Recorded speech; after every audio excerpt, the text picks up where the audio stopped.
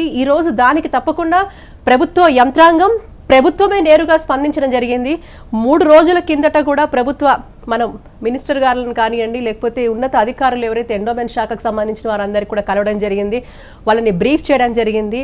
ఈ పూర్తిగా కూడా ఈరోజు హైదరాబాద్ ఎస్పెషల్లీ ప్రాశస్త్యం ఉన్న మహానగరాన్ని ఒక టెంపుల్ హెరిటేజ్ క్లస్టర్గా డిక్లేర్ చేయాలి. దీనికి సంబంధించిన ఆస్తులు పరిరక్షింపబడాలి. 1 కాదు 2 కాదు 100 కాదు 1000 కాదు లక్షల కోట్ల రూపాయలు కేవలం హైదరాబాద్ పరిధిలోనే ఇన్ని ఆలయ భూముల ఆస్తులు ఉన్నాయి. వాటిని పరిరక్షించుకోవాలి. ధూపదీప నైవేద్యాలు లేని ఆలయాలకు కూడా మనం శ్రీకారం చుట్టాలని చెప్పాము. అలాగే పీపీపీ మోడల్ సజెస్ట్ చేశాము. దీని అన్నిటికీ కూడా మనము ఈ వచ్చే వారము పూర్తి స్థాయి నివేదిక ఒక ఎక్స్పర్ట్ కమిటీ ఆల్రెడీ మనతో ఉన్నది కాబట్టి చాలా సుదీర్ఘంగా కూడా ఎటువంటి చర్యలు తీసుకుంటే బాగుంటుందని కూడా ఆ రిపోర్ట్లో పూర్తిగా వెల్లడించడం జరిగింది.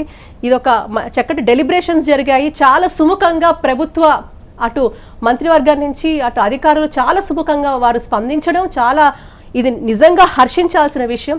ఈరోజు అంత చిన్న టైంలోనే మరి డిస్కస్ చేసిన చిన్న టైంలోనే ఈరోజు ప్రభుత్వం కూడా ఇలాంటి నిర్ణయం తీసుకోవడం నిజంగా వారికి కూడా ఈరోజు హెచ్ఎంటీవీ మాధ్యమంగా వారికి కూడా పాదాభివందనాలు చేస్తూ ఉన్నాను. అంటే ప్రభుత్వం జనరల్గా దేవాదాయ శాఖ అంటే అసలు స్పందించడం చాలా కష్టం. అలాంటి దేవాదాయ శాఖతో మీరు ఎలా ఇంత అద్భుత విజయాన్ని సాధించగలిగారు? మీ వెనక కొన్ని అంటే మొదట్లో స్పందించే వాళ్ళే కరువైన మీకు కొన్ని వేల మంది కనీసం పక్క రాష్ట్రాల నుంచి సైతం మనకి మద్దతు లభిస్తుంది.